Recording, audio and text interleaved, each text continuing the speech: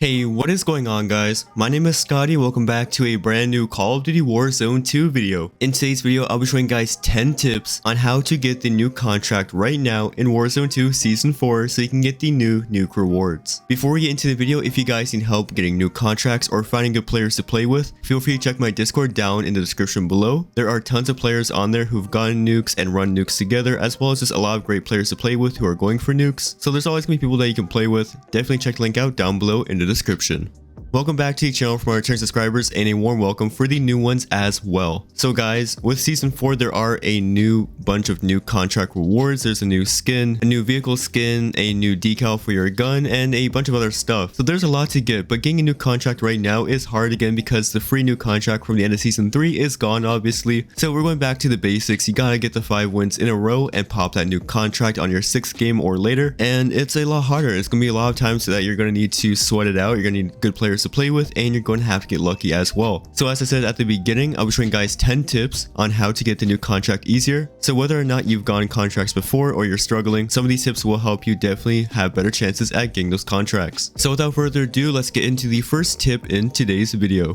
So guys, the first tip is pretty obvious, and that is you're going to need the right team. Now, as bad as it sounds, I know you guys want to play with your teammates who are not that good and get a nuke, but let's face it, unless there's free nuke contracts going around, it's going to be really hard to get 5 wins in a row with players who do not know what they're doing. Hopefully these tips can help those players, but at the end of the day, we can only do so much as players, so it's always best to find people who have done nuke contracts or are just very good at the game so they can have a better chance at helping you get those 5 wins. As I said earlier in the video, I do have a Discord with a ton of players in there, so if you guys need help getting new contracts and wins, definitely check that out because there's tons of players. I'm on there myself all the time, so there's always an opportunity to get some new contracts rolling. The second tip is using the right guns. Now this one also is pretty obvious, but you're going to need metas because when it comes to dropping high kill games or even just playing lives for contracts, no matter what the scenario is, you're going to need good guns, especially for range. So right now, from my experience, the ISO 45 SMG is one of the best ones as an SMG category. It's got great fire rate, pretty good damage, good mobility as well. And for the ARs, I definitely recommend the Lockman AR as it's overall just a very great gun that has great damage, great range, great accuracy, and just overall does a really good job at being a mid to long range support. So make sure you guys check out the metas right now, either on my channel because I do have class setups, or on other YouTubers channels as well, and just see what the best guns are because you're going to need to rock those to get the new contract. Now on to the third tip. This is actually more gameplay oriented, and that is you're going to need to land strongholds and get the black sites. Those are going to be your biggest keys to having successful games. You get that stronghold off the rip, you got your loadouts already, and then proceeding over to the black sites, you'll have a lot more ammo, you'll have more stuff to use, you'll have the advanced UAV as well, a ton of money, plates, armor satchels, and everything like that. So definitely make sure you guys do that as much as possible. If you do lose the black site, it's not the end of the world, but there are a ton of benefits to having black sites and strongholds activated, so definitely make sure you guys are doing that as much as possible. The fourth tip on this list is to always stack in groups of 4 if you're playing quads, or stack in whatever category you have. And what I mean by this is always play close, always play aggressive, because if you guys run into a team, you do not want to be the 1v4 in that scenario. It's better to have a 4v4, or it's also you guys against 2 players, you guys against 3 players, you guys against 1 player. The more that you have at your advantage, the easier it is to get those kills. And as well, if you do get knocked, your teammates are there to make sure that the enemies have a very low chance at actually getting you finished, because they're going to have to actually shoot your teammates, so the chances of you getting finished are a lot better. And overall, it just helps out a lot when you do play stacks, especially when you guys have good communications. Stacking up is going to save your lives and help you guys get some easy wins. Tip number 5 is playing your rotations right. No matter if it's at the start of the game, if it's at the end of the game circles, or moving through gunfights, you're always going to want to play smart when it comes to your rotations. And this can mean many different things. For example, rotating in the open is never a good idea, especially in a heated battle. I've seen players do it, I've seen enemies do it all the time. It's an easy way for you to get eliminated because you have no cover, and especially if they have high ground or easy sights on you, it's a great way to die. Or even in the final circles, playing gas masks and having good rotation through the gas to get you to other advantage points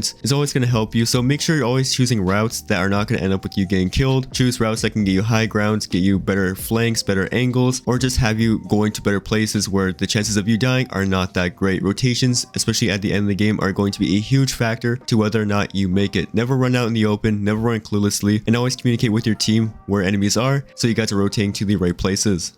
Tip number 6 on this list, guys, is playing aggressive. Now, I know it's hard for some people to play aggressive, and that's perfectly okay, but if you do have the confidence and you do have a bit of gun skill, playing aggressive, especially when stacking, is going to help you guys get a lot of teams out of the way, whether it's full sending teams, if it's third partying, if it's dropping on randoms who are out in the open. The more players you can get out of the game before the end circle, the better chances are that you will have a good ending, because the last thing you want is having 20 teams near the end versus having maybe 10 teams near the end. Especially when you finish a game where your team has a combined total of like 60 kills, that's 60 other players that could have been in that end circle who could have killed you or who could have made the game just go in a whole opposite direction. So when you guys play aggressive but in a very smart way, and you guys communicate, use the right guns, play on stacks, this is a very great way to have the game come over to your favor, especially as well, you're always going to be looting those players that you killed, so there's going to be extra streaks, extra UAVs, so you just have a lot more to your advantage when you actually do play aggressive. But as I said, make sure you guys always play smart with your rotations and when playing aggressive, because you can do it wrong and that'll just have the whole game go out the window. So guys, tip number 7 on this list is focusing on getting UAVs and counter UAVs. Now as well, airstrikes and mortars are a great thing, but that's pretty much common sense. But what a lot of people don't do is prioritize their UAVs and their advanced UAVs. Now I'm not talking about the one from the black site. Of course that one's amazing, everyone knows that. Hold that for the end of the circle and you're pretty much good to go. But if you guys have a ton of money, get the advanced UAVs because they are a lot longer lasting now, and as well they're just very good for seeing the rotations of players, the live feed of where they're going, where they're looking, and no matter if it's in a very hot fight with 20 other players in one area or if it's the end game, the more UAVs you guys can stack, the more UAVs that you guys can get, the better for you guys. Because I've had a lot of scenarios where the UAVs come in clutch. They'll show players that I didn't even know were there, especially when it's advanced UAV. I know exactly where they're looking, so it can help me rotate, it can help me push up against them, it can help me know where is the best place to go or what areas to focus our lines of fire on. So stacking those UAVs and getting the advance is definitely going to be something that's going to help you so much when getting those wins. But on the opposite note, getting the counter UAVs are also very helpful as well, because especially if you guys didn't have ghost on, say you guys came back from the gulag or something like that, if you guys have counter UAVs, even though they're easy to shoot down, there's a chance that they just won't shoot them down. So if the enemy team is popping UAVs or anything like that, the counters will come in clutch and help you guys stay off the radar. So always do that as well if you guys do have extra counter UAVs. So guys, tip number 8 on this list is the storm plays. Now what I mean by this is you're always going to want to play storms smart, which also falls in line to playing rotations properly. Storms at the end of the game are going to be some of the best or worst scenarios you'll ever be in, because you can have some great advantages. You can have great height, you can have just some very good places where the storm is playing in your favor, or you can have the opposite where the storm is actually in the opposite favor and you're going to have to run the open or run through the storm. So it's always best to have those gas masks ready, because sometimes you're going to need to play storms and you're going to need to rotate in places that you do not normally want to go to. Experiment with the parkour in the game, essentially see if there's any high grounds or advantages or things you can get through in the storm, because when you surprise the enemies by already being in the location that they're rotating to, you can catch them off guard, you can catch them easy, and those are opportunities for some easy kills as well, and maybe even the next circle will pull in your favor. So always playing these storms right with the gas mask is going to come very in handy to helping you guys get better circles at the end and just playing overall to get the win.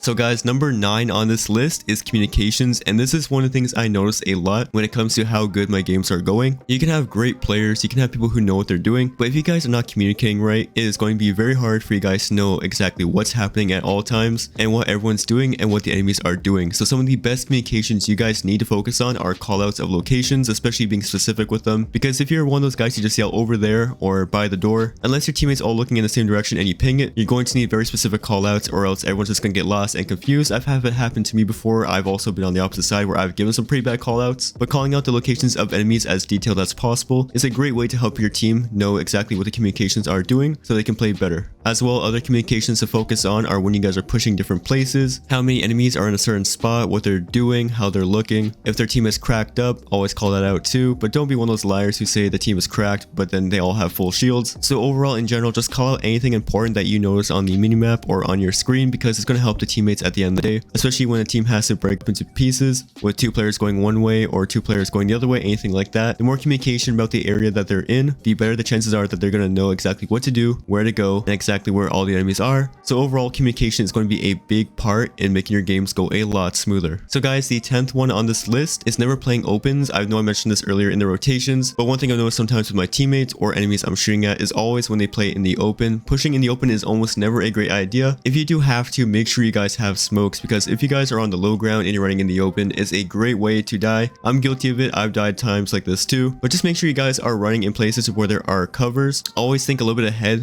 Think, okay, if you're pushing in this one scenario, in this one area, where can I go in case someone shoots at me? Always have a plan ready in case you get shot at. I like to always look at the area I'm running in and just see where cover points are in case I get shot from different directions, because at the end of the day, you don't want to get caught surprised in the open. That's going to be the last thing you want, especially even if you have smokes. If they have thermals or they're just good at shooting through smoke, being caught in the open is a very easy way for you or your team to die. So here we have it, guys. These are 10 tips to help you guys getting your Nuke contracts right now in Warzone 2 Season 4. I hope you guys do enjoy this video and as well found it informative. If you guys did, you're always welcome to hit that like button. Helps me out a ton here on the channel. If you guys have not subscribed already, you're always welcome to do that as well. I post all things Call of Duty, including tips and tricks, news, info, and more. So if that's something you're interested in, you're always welcome to stay tuned. But once again, guys, I hope these tips do come in handy. I hope you guys do have great luck with your next contracts. But that's gonna wrap it up for this video, guys. My name is Scotty. Thank you guys so much for watching and have a great day.